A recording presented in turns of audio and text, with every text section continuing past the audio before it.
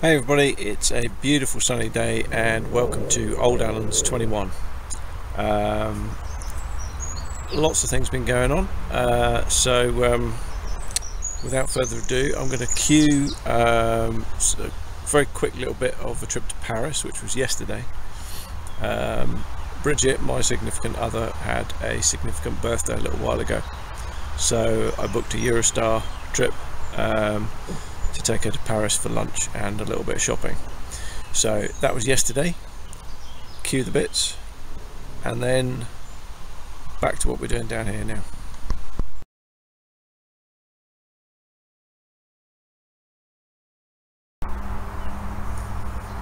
So that was Paris very quickly, and now I'm down here with Wilmy, and I'm just using the old sharpening stone just to sharpen up the manual strimmer, which those of you who've been following my videos will have seen before.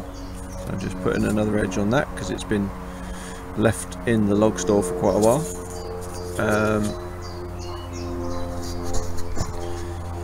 And I'll show you what else has been going on. With the help of my brother, last weekend we managed to get this fence basically together. This is for around the vegetables, and it's to protect from deer and rabbits, as I mentioned before.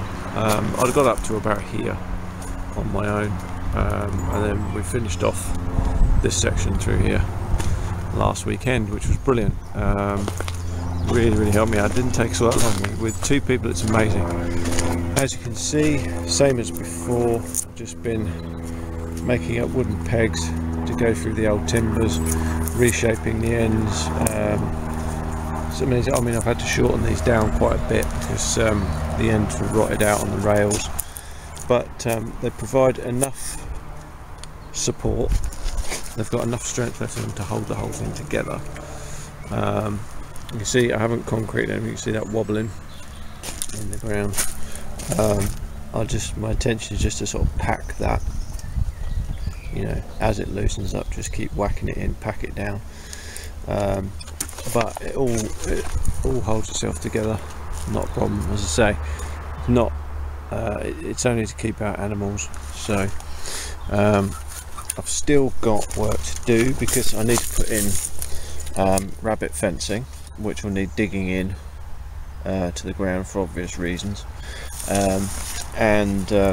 What I'm intending to do is probably use some of this material sliced down and left underneath here to provide like a weed barrier for cutting purposes, so I don't get this sort of thing happening around the edges. It'll be hard to clear out of the way with the wire in there and everything. But that's coming on nicely. Vegetables here, really, we're going to be looking at next year project, aren't we, Wilma? Yes. And if you just give me just 1 second, I'll show you what I'm doing for vegetables at the moment. Hey everybody, this is an additional piece of footage for Old Allen's 21. Things look a little bit different around here. You'll see in the background there's a big wall, and it won't look the same. There's a good reason for that. I'm at work, but the reason I'm doing this video today, or this very brief little video, is to explain. Obviously, as you'll know, I'm building down at Old Allen's. I'm building a fence around a vegetable area. Reason for that is to keep out the rabbits and the deer, etc, etc, and that means that I can't grow any veg down there. So what I do currently for vegetables is I share them with the owners of the manor house. So what I do, I'm their gardener, they pay me to maintain and restore the gardens because it's an ongoing project. And here we have the reclaimed vegetable plot, which 18 months ago was a sort of a barren weed infested wilderness. So here we are, we're early June now. So here you can see their veg beds. It's a fairly small area, similar in size to what I've put out at Old Allen's. So we've got the potatoes, new potatoes, going on to main crop potatoes, and just over there there's some freshly planted ones that were planted about a week ago, so they haven't even come up yet. Just very simple beds.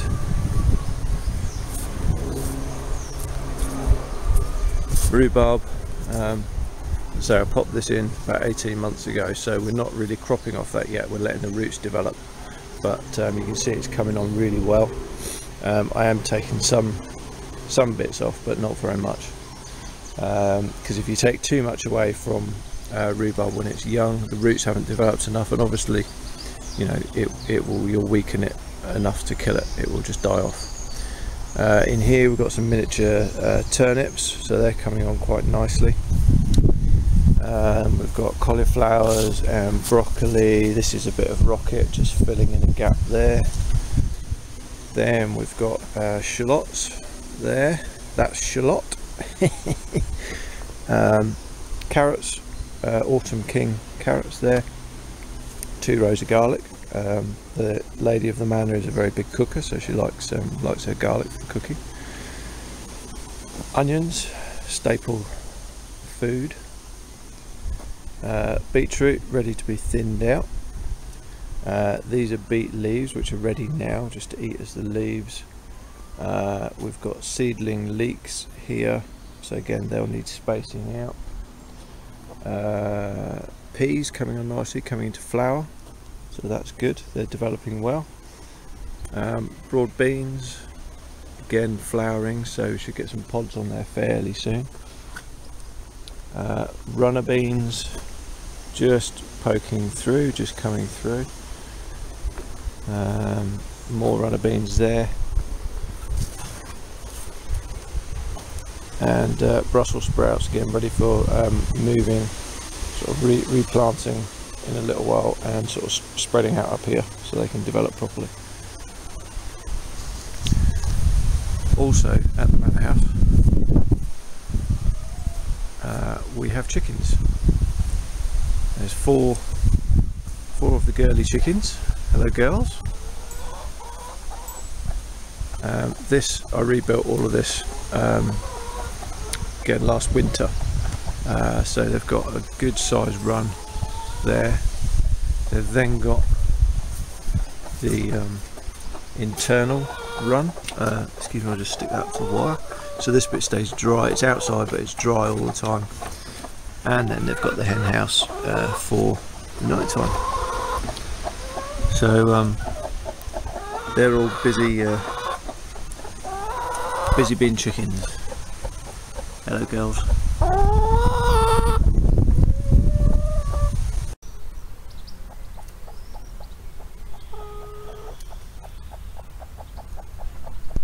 Eventually down at Old Allen's I'll have something similar to that, but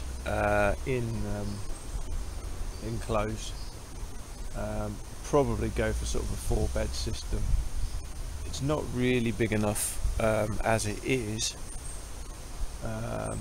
what I've got down there to have veg all year, and ultimately that would be the aim, but initially on my sort of softly approach to everything, that means that you know, I don't want to overload myself. I can always extend it later, that'd be easy to do, but for the time being it's good just to have a basis to develop and not be overwhelmed by. So there we go. Wilma's in a little bit of distress there. She's forgotten that I haven't got a gate on here yet and she can't get out. Wilma, go round. Go round. You know what that means. Go through the gate. Go on. Go round. Round. I'll tell you what. Under. No? Oh dear. Come on. This way. There you go. Way. Well remembered. Come on. ago. Now, what I was doing over here, I wanted to show you this. I'm really pleased about this. This little stick here is my plum tree. It's a Burbank's tangerine, that's the variety, which I ordered in the winter, and it came in really bad condition. It had been really bashed about in transit, and I was convinced, I stuck it in and I was convinced it was dead up until a week ago.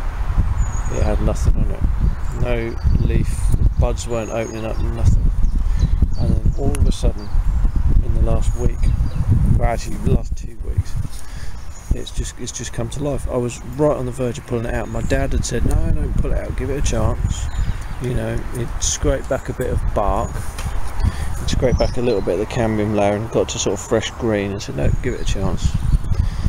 But I was right on the edge of pulling it out and planting something else. But it's coming good. So thankfully. And also the mulberry King James, that has also come good. This was a little bit ahead of the plum, but again it didn't look particularly happy. And they're expensive things, these fruit trees. But that's coming good. It'll be years until this thing fruits. So I'm not holding my breath on that, but I'm pleased it's got life. It's got life on it. It's going to be good. As the year moves on, the wild rose is flowering.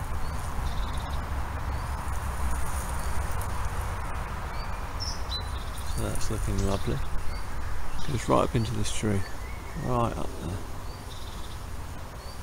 all the way up, all the way up. That's rather nice. It's keeping quite a few bees happy this afternoon, which is excellent.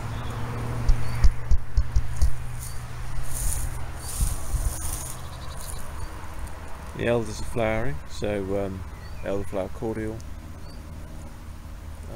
is a possibility.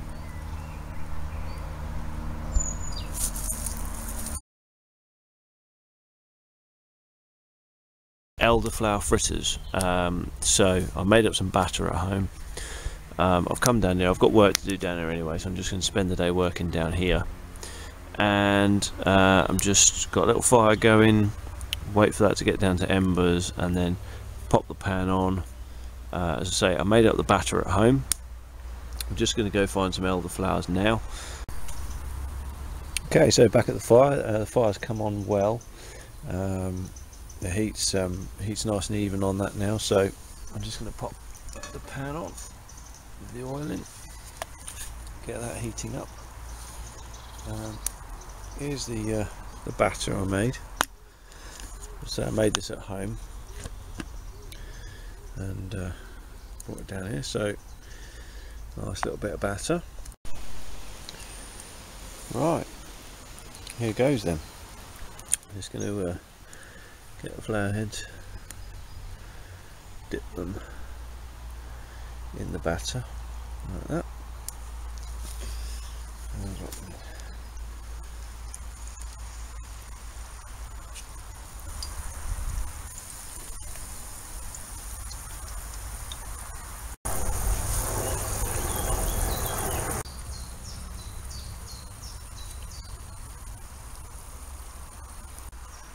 That is particularly yummy. That's really nice. So I can get the next batch a little bit better cooked. But that is very tasty. So I don't think my batter was quite hot enough, so I've just dropped it right down onto the embers now. So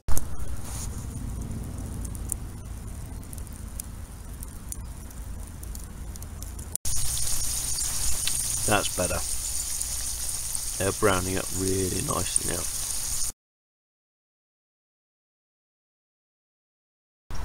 As you can see, I've still got a massive pile of unprocessed timber there to get through. But a friend of mine's been doing some landscaping work recently, and these crates are what the slabs came in. The Indian sandstone he's been using, they come in these crates from India, and he's got no use for those crates after they're done, so they would have got broken up, split up. But he offered them to me on the basis that I could put firewood in them, and it's going to be a really good system, I think. As you can see, I've got one crate filled up down here, next one almost full on top, and then I've got a third crate here which will go on top again, because I'll get three high at the lowest point, and I can get 3 high, I can get 3 along. I've got space for more here, you see, and I'll be able to get at least another one in that area there when I've cleared that bit out. So I've actually got space for 3, 6, 9, 18 crates in half the log store. Each one of these crates holds about quarter of a cubic metre of timber. So yeah, that's plenty of timber. As I say, I don't sell any timber. I only use it down here for fires down here and fires at home. So I use it just purely for my own means. I couldn't make a commercial venture out of any of this. I'm under no illusions about that. But what wood I do have available, at least I can keep it tidy, and I'll get a much more effective stack like this. I've got 6 crates here at the moment. I've got 3 there. I've got 3 more to bring across from the other side of the field. So that's a good system. Lots of splitting of firewood to do. So I've got some more wood stacked up in the wood store. Filled that top one up there. Got a box full down the bottom, and got about 1/3 of a box sorted in this one. It hasn't made much of an impression on the pile, so there's plenty more to chop through. One thing I'm really super excited about that I discovered today, and I've been having to work very carefully. I don't know if you can see, just up there, middle of the screen, there's a little nest box that I popped up there. Just tied it up. It's been kicking around for years. Wherever I've put it, it's never had a nest in it. And today I thought, oh, I'll have a little look, and there was a nest material in there. I thought, oh, great. There is a wren in there, and based on the infrequency of how often she comes out, I imagine she's sitting on a brood of eggs. I imagine they're still eggs, because otherwise she'd be in and out a lot more, feeding and returning with caterpillars, etc., or little bugs and beasties, whatever they have. So yeah, hopefully we'll get some little wrens fledge out of there fairly soon. Right, it's goodbye from Wilma. She'll see you again soon. Well, as the fire smoulders away, that's it for another day down at Old Allen's.